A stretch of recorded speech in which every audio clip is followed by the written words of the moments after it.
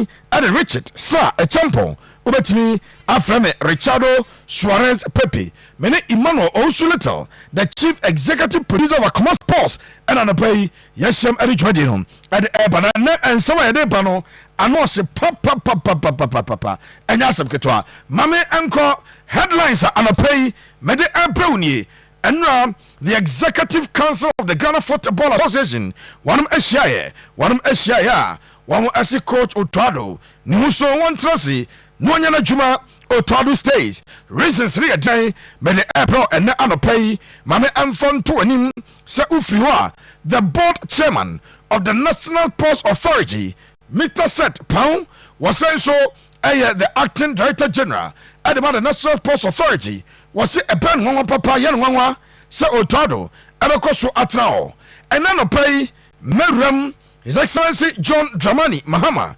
yes, Gonja, the Sekronkro, what is some Atuja, or say, Mano Enina Nanado Aseno, was said pa, Nekankra, and Ama Blasters is what say, and a pay, made it some voice and Edinburgh. And the GFL must say, I am Kakaka Crentamini Shadow, and Nadia Bananwada, said performance in a year, already did it in your Asante Chum, and so the Biaba. Or say yanka blaster performance in there. Na a pan and your bad cry. Etiana pay, Henry Asante Chum, Nensaba or the Abano, but on some other two jar, and a man a cheer for, and send John for Mokoya, one Equasia, Otto, okay, say Minia Kobe Stone, done any other papa, or say, go back to scouting. Now, coach, you are not good at all. What's up? And Seminole already did your mini shadow, team manager, the Black Stars, will respond. What on some upper, Yamaka on some. And now the Ghana Football Association, one at the buses be at the Emma, some Division 1 clubs, and a permanent watch at the amount. Asante Kotoko here, Mayor exclusives at the amount and a pay, had to focus here, may want some Mohammed and Pro. Asante Kotoko, me patromun here, when you know, headlines may quaba. Now the explanation about coaches Miensa, Coach Bashir Herford. After Charles Kobla Akono, Karim Zito, and one foreign coach, my both three coaches, one foreign coach. May patrol stay tuned. Update about our coaches here. After Kwame Poku Baye and Isaac Minter, there is a possibility somebody me a register more. Man, what you are at your mouth. Asante Kotoko, Oko for me, sir. Baby, I'm ranching Donna, the IMC chairman. One in the IMC, no, I constructed a new gymnasium. And the new gym Kotoko for construction, no, and your gym Ketwa, ultra modern machines and a go. Oh, baby, I'm ranching. One more at for me, sir. Me don't some eba. Coach James Kwesiapia, and so ever touching Ghana, Nyamiadma, and the first day after leading the Falcon of Jenny of Sudan, Amamanya qualification to the AFCON 2025. Coach James Kwesiapia, Waba, Oba Comensia, and Jeremy Free Waba, update everywhere at Bamidemo and Nanopay. After Adriana Stars, Wama answer any Asante Kotoko game no, na Edikano, Shad Labana Saturday, game no Echo Sunday. Raisins rear day, Kotoko Homboa, ya or de Kotoma at the same. Miyanina at Yamao, live on Akuma 87.9 FM. Nemo Mamin Sosie, and from free national issues and none pay, but the air to an in Sauramo, out the Ghana Football Association. Yes, and now one of a executive council meeting, na Exco meeting, no, a SMP, and I'm paying for Kobo so, yam doing some other April. Wouldn't some Black Stars gamer, ya boy and in the chair. A branch and aquadani day, and the Abdo Fatao Isaku, Echo Piki injury. Now, Abdo Fatao Isaku injury, no, initially a brand new Amikasanka and paying for any film.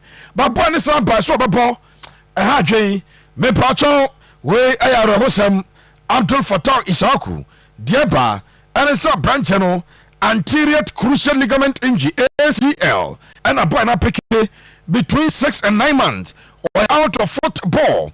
And the Abdul Fatah Isaku, Menoka say, a branch and Yadio Betwesiakai, Ediama Leicester City, and Nano Sunday, or call back, Echo PMO, our England, and Leicester City, and Penfo, a diagnose branch no na so mo check bibia e twitwa the MRI e check bibia no na boy no adamage ne ligament no into anterior cruciate ligament injury ACL between 6 and 9 months. Boy no out of football. National Sports Authority chairman was also acting director general and the National Sports Authority Mr. Seth Pound as a branch channel speedy recovery. It was a good one message. And the branch did it out of Fatah. I think Sam is with die and I was so very sad. I mean, yeah, the DIFA and the fact that he looks up to inspiration from some of us, you know. I mean, yeah, because this is a guy who got injured on national duty, you know, for the state, and for him to be out of service to his club and also for himself, because we have more contracts than most of some of these wages and bonuses, yeah, for 15 you know, just because he came to serve the country and he got injured. I mean, we appreciate his patriotism, but I mean, we also don't shame Yawa or the Kumu. I mean, we can only wish him well, and we can keep on encouraging him. Now, then also at Mr. Seth Pound, National Sports Authority board chairman, and the goodwill message at the Makodani Day at the Abdul Fattah Isaku, young Koyanim, the GFA Exco, and one of SCIA, no Mushino, one more discussions, discussions, you know, maybe about Ghana football. Of course, Ghana football. I had day and Mukushambedi Unkomo, Black Stars of Ghana. Wama Encomodia Ebaho, Ave League Ayebo, and Uncomodia by Mama dear, my dear, national teams and update. Miche Junior National Teams update, Inano, one of Adebaye. And some fallout. Yeah, Akuma FM exclusively. Yampeke from GFV, Wama Exco meeting, and ye, me patron number 1. Menu Eka say, Coach Otto Addo. Were retaining a position. Coach Otto were maintaining a position. Coach Otto and paying for a repose conference in him. Say on Toso, Nonya Juma as the head coach of the Black Stars of Ghana. Na Escono, the telling some reasons. Number 1, one HMA, longevity and a team building. One of coach, I don't see, and a man 3 years with 2 years of possible extension. A man call 5, you know. One more general says Ghana. You been your coach about Nawache, and now you're not coach about nobody 6 months, no corner we are into a long term coach or no or more a man long years. Now if you want build the team at your number 2, almost like a few months to the World Cup qualifiers at Ghana and a chan ever any chart. Yamia Duma, Ghana and a chart. There were 2 games. Yababa home near Baway. A World Cup qualifiers for World Cup 2026. Nadia and it's a Ghana. One of Asha. Yababa game in March. Says I can say November. It's December, January, February, March. Nasa Bosume Naino. Esha so because for new coach Adiaba. It way one of the reasons. Number 3, payment of compensation. Says I can say Otado. The contract no assign 3 years. Onyanya 1 year kwenye ye. Etu pamana. Na ose o man compensation a. Enye sika ketwa ene ede be mano. Ene sa ayikura no Chris Hilton, your pam ni compensation by. It will say, oh, pam, any compensation to Dona. I have dream. It way I had the 3 main reasons it here, and pay for this idea here, so Otto and Toso, Monya Juma, Mr. Seth Pound, and our board chairman at the National Sports Authority. Or say, on the end, say Otto, ever continue disastrous performance way, or Toss a Blasters coach. Sunny say, I'll be very disappointed. I'll be very, very disappointed, I think, because me and Kasano have done football before, and I've known that consciously, when I was signing coaches, I've signed coaches before, you know, to work when I was a general manager for a while. The coaches are my signing contracts. They sign and I also sign, and I always include performance clauses in their contracts. You know, so I'll be very disappointed if the FA didn't put performance clauses, you know, in this contract that they signed with Otto. If they are emanating that they sign long-term contract, I'll be very disappointed that you sign long-term contract without putting performance clauses. than to have a free fall room, then it means that they were not looking out for the national interest. Why will you sign a coach who say, oh, after my back, we bought 6 matches, we are failing, and I will say long term. Also long term, when you have a World Cup at hand to qualify to play for, and you not review his activities, maybe to let him know that he has failed, and based on the performances he needs to put down his pen, to paper and then say, okay, I've tried, but I failed the nation Ghana and I couldn't qualify the team, so I'm putting down my tools and to move forward. Ghana sometimes they do you just don't get understand. Say maybe Otto was soccer career in those things. Say a German coach now once man qualify for this will he still hold on his job? With this poor performance, will he still hold on to his job? I know I am Mr. Seth Pound and Koma exclusively on your Koma FM ADA and your DB Ademao. Now, may Gonja Desekronkro, His Excellency John Dramani Mahama, a former president for the Republic of Ghana. Ono NSO a Huvadi on in the Baumi. Or must say Bia or Ghana. Or must say I'm a Black Stars Crown. Poor performance by Denedino affected Black Stars. Nania Black Stars. Black Stars, you're quite your mobile football. 20 years and Amphibia, yeah, African Cup of Nations are your call. African Cup of Nations, your call. And so, Amphibia, Black Stars, at Tetia Pansan, when they decline in 20 years, are Black Stars almost call African Cup of Nations. Abeya Ningwasiamai, every second, Osha Black Stars are yet to make finals. Cup no any teaming fire every 1981. And so your ball bono na a crofay ni jehon. So I fed there ya sa Obiaba to be beshe. Nina a year senya bibia say woman mu and no and actually Black Stars for also. No and actually Black Stars for now baby I'm there was say ya sa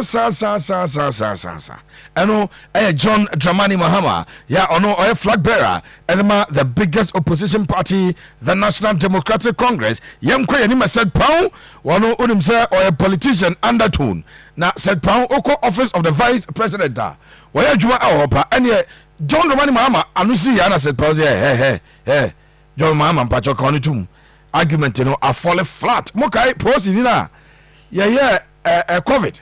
Now you see, free one district and go one district. Are you out to senya or you are senya breku? Are you out to my friend? I don't have your time. Your argument are falling flat.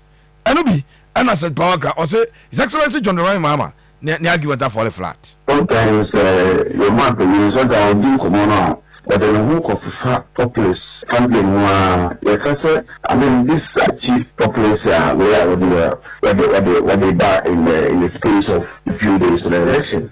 How does government come to play in football in this country? As I can say, the way you have it to over 19 years, we never qualify even for the World Cup. The areas in which we won, Ghana won glory in the AFCON, was outside this period of the 19 years at PNC. And how do you blame the presidency for this? I'm surprised that he should be the least person to be entering into this. For all this period that Ghana participated, especially the president made sure that this boys, even if they are coming to represent that fly from their clubs to Ghana, they fly in business class. Say, Abova ever assemble was Ghana 8 training year. For them to go to the countries, to go in opposing teams to go and play, they fly in chartered flights. So we have the beer, Emma, your team to perform in the field.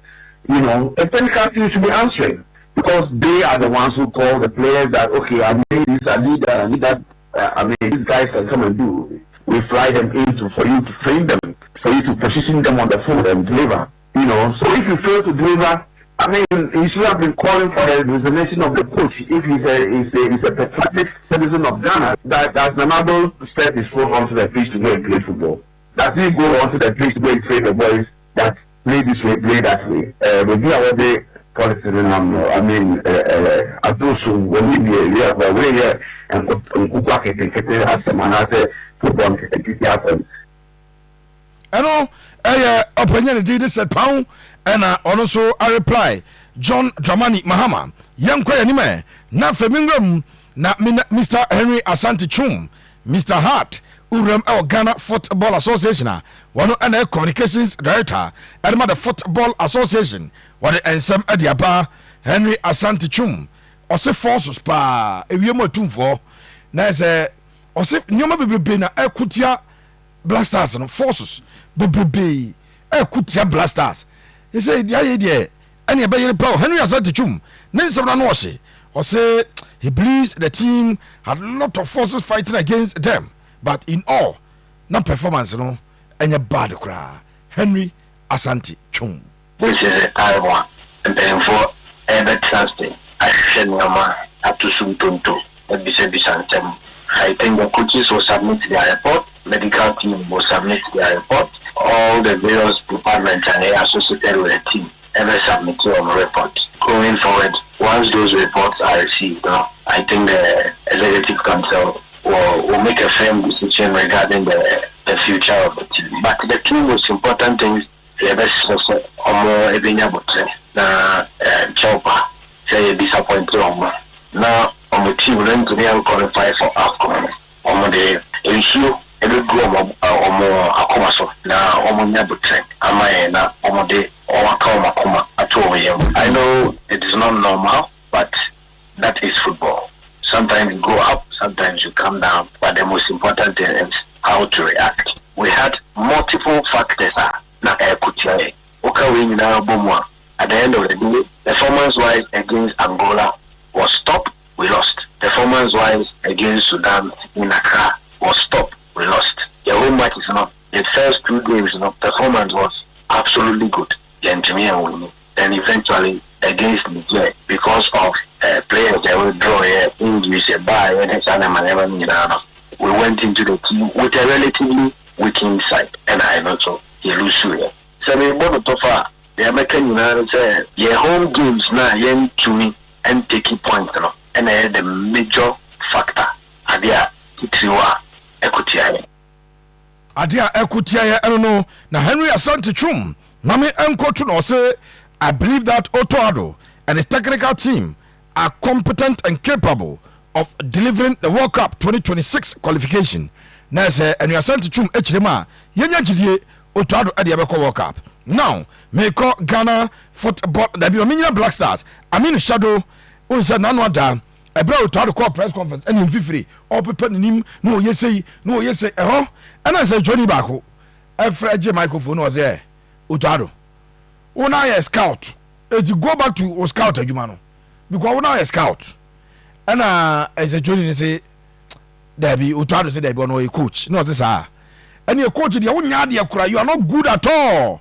I mean, shadow said, there be Saturday, and Nadia, it's a Johnny Nanya.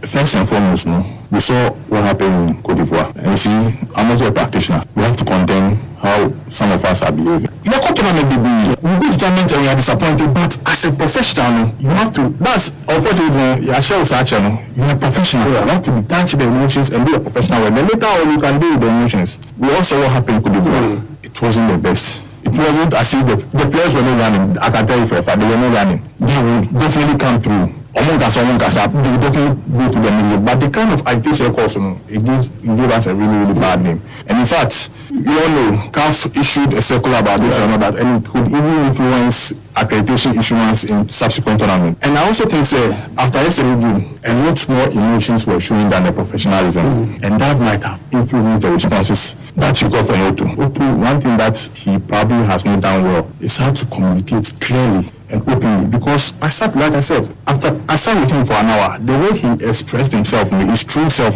he was not able to transmit that same energy and delivery in the press conference. Maybe because of the environment, maybe I'm with him, but I'm thinking as Obi or I've been around, you go to an environment where it's so hostile, and literally, rightly so, it should be hostile, you should expect. But then I think we will also conduct ourselves too well, to be honest with you. No, I mean, Shadow Blasters team manager now. Young Quena and Ghana Football Association. One more at the buses. Emma 9 Division 1 clubs. 9 Division 1 clubs. me pacho bus no de e pentimamento nya se bia jefe da koto brand new bus e bus a enam ye kroma ya de yate ne se transport company oi ne buses dada de bi no mo auction ye ana jefe ne koto na omo spray ho ana omo de omo yina bobo ho ana omo de ma clubs no oko zone 1 young apostles afe victory club warriors ana techima heroes omunya bi zone 2 basake holy stars new obiase ana ebusha dwarfs ana zone 3 vision fc ho united ana oko united wemo ana clubs a wonum enya bus ni bi na Ghana Football Association president or the presentation no ensebui and or the etuja. So sometime back in June 2023 during our congress in Kumasi, I spoke about identified needs in the football ecosystem, and one of the things that I spoke about was the lack of transport for our clubs, the inability of our players to travel in comfort towards games. And therefore, the FA was introducing a new policy, which we call the bus acquisition strategy, that will enable our clubs to acquire buses that will allow our players to travel in comfort. Today, we are here to see a fulfillment of that singular promise by the Executive Committee of the Football Association. 9 clubs from our Access Bank Division 1 League will today take home one of these beautiful buses. I think the bus acquisition strategy was and is part of the merit awards for the season ending 2023-2024, and the intention of the FA will be again to offer buses for the upcoming season. Ejare Kotoko kuna bus no Belucha Dama over page no so a and we change pictures nti bus e de ma team no enra obi we new biase for there ana emu aye fees ana afa seat no kura bi atete seat no atete ha kura de say minim so the all driver by na mpa bo ase aye fees e dey eti buses old buses ana omko fine na Kotoko say omesa repeat na on the buses ni bi e de ama clubs no aka na asoso. I very much want to thank my Exco who are represented here for the belief and for the trust in the vision. We have said that it's important for us to fix the fundamentals. One of the fundamental needs of our clubs is transport. We have also said that it's important for us to create wealth and to share wealth. And if you remember, I did say in Kumasi that through our collective performances at that time, our inflows had increased and we're going to give part of our inflows to our clubs. This is a living testimony of that promise.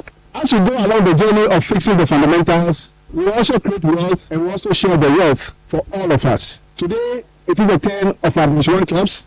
Tomorrow, it may be the turn of our Women Premier League clubs. A day after tomorrow, it may be regional football, and next, and then the next, and then the next.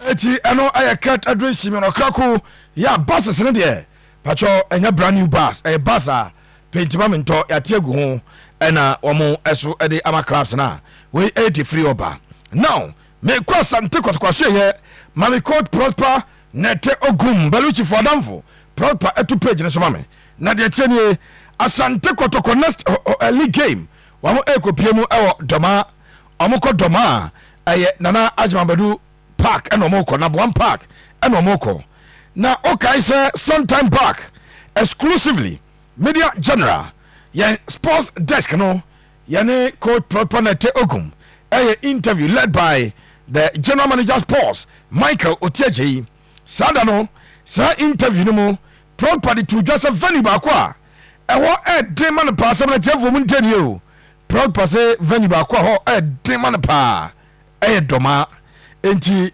yentie nenseba at that time on MG sports edin komo no what the etuja. What's the toughest Ghana Premier League venue you've traveled? Ayinkro. Why? What makes it tough? Everything about the place makes the game difficult there. I mean, they are so passionate about their team. You know, it's a traditional team, it's an indigenous team. They have a lot of followers and the perception that they are also the best in the country.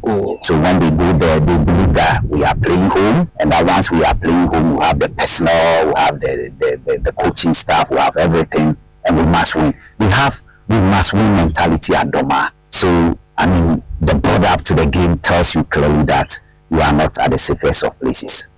It was a baby a hot demon, a toughest venue. I don't know. A chef from Asante Kotoko, Kotoma, Yamia Duma Sunday, game initially, next Saturday, Efren Adiako Sunday. And no, Anna, me pacho, where a danger looms. Aha, so your headliner. Because the danger looms as tension rises to its crescendo.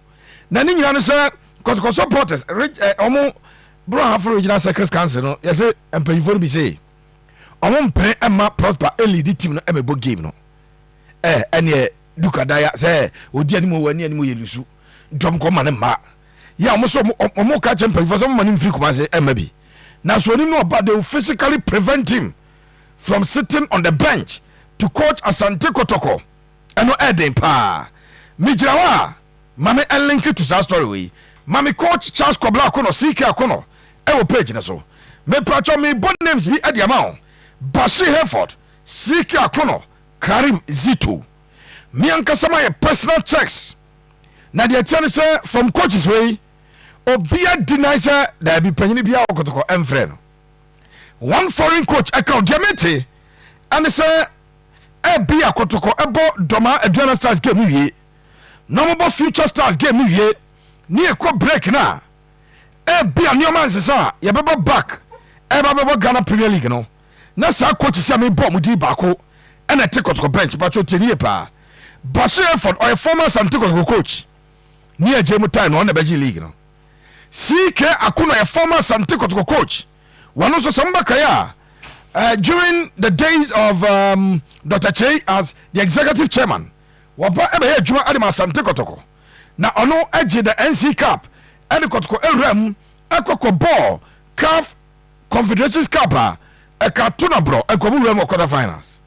Karim Zito a coach Kotoko player or a former Kotoko player and a matters of foreign coach Bako so play for 18 come now say proper Anthony and say Adriana Stars any future stars are bia sa coach Simu Bako na de ne de dimuti timan pa CK Akono CK Akono no yesem panyfo a one mo abay team no ene former players yi ene empanyfo bi mo manhia epena sem papa esa se coach no ebra obay Kotoko adwuma no wo mo epene bon no boy no ene se de na Asante Kotoko etie again coach James Kwesiapia Mayele coach James Kwesiapia or a head coach at the Sudanese national team or IMC member in charge of technical in Tieba all technical decisions of Kotoko. Coach James Kwesiapia or Anadano. Mamima exclusive story. Say Kwesiapia after say Olidi Club and also my friend say Sudan and the qualification to the African Cup of Nations, you know, and James Kwesiapia Ababa Ghana. Now Kwesiapia bedru Ghana together with the assistant coach and the goalkeeper trainer no one other comments here. Me pacho mention mokono Kwesiapia ade asede piesie asede mo hinkan ana komo pemso no aka cho pemso nana ebra me nya adwuma se me koya adwuma e Sudan me bebo amane uhyira me wodi nhyira ama me na me koy no malidi omana ne di ade Sudan ama wanya qualification e kopiem our the African Cup of Nations enti Kwesiapia abakwa ade aseda akoma opemso eho ana esan se Kwesiapia I the technical director of Asante Kotoko. If any discussions abakoso about Kotoko coach me pacho ho and as discussions abakoso coach James Kwesiapia yes and komo betima koso about Kotoko one technical direction esan se yakasa nkofanya comfortable with coach adwuma oye enti sa decision discussions no Kwesiapia ade aseda akomo pemso akochia no si wa bo adwuma ade Sudan a qualify for the AFCON sad discussions no ebekoso e wo manhia ye de won sam no ene atudwa adema yen atiefo mamemfo to anim sa Asante company for ye kasai omo expectation the ITC of Kwame Poku Bayi ene Isaac Minta ebetumi aba enano ada wo ma ekwari nchemu adema mo ene se ITC ne maya wotumi am register etiye kasai the ITC of Isaac Minta ana Kwame Poku Bayi ebetimi abelande elande a possible se Kotoko ebetimi register boys we a new twister eba but no some ade ema wo kwa Asante Kotoko one anso a facility maybe a place the hostel ha na na penka asi anasa IMC no womo aye new gym center with modern machines and a Kotoko for ade gumo ha enya asabketo akra etiade won sem no ade ema wo Asante Kotoko so ye Phyllis ne more ye brother so mamenya house de baako esansam ye headline ni mesa phobia for entweba me kra Kwame Opariado say 3 consecutive wins no manya no sa on Britain run no among the confidence of the boys apeja for subsequent matches. Certainly, once victory, ever back means so there'll be good feeling. Let me say that. But then only players in it when you are amongst the players, the feeling you get is that I'm not obeying as a self motivation.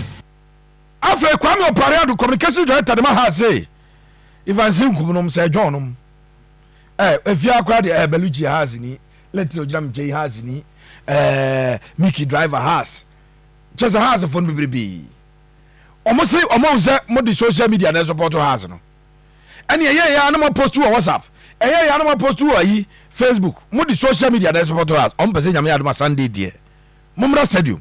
Now enya the real presence of the supporters. Yenina Ubia say results name Mentina. Encourage a man from Munko Stadium. So now what's the excuse again? There's no excuse again. Results by Kwaba, Bienwamba, Biense, Bienchiaba. There's no other excuse from anywhere again. So you know, as I say, you're making sure we get onto the pitch at the stadium at all times. You find your support of entire house of Okajin. This is the time that you know you're supporting here. And yes, sir, you're really be answering our own service to what's our asking. Opariado, it is Sunday.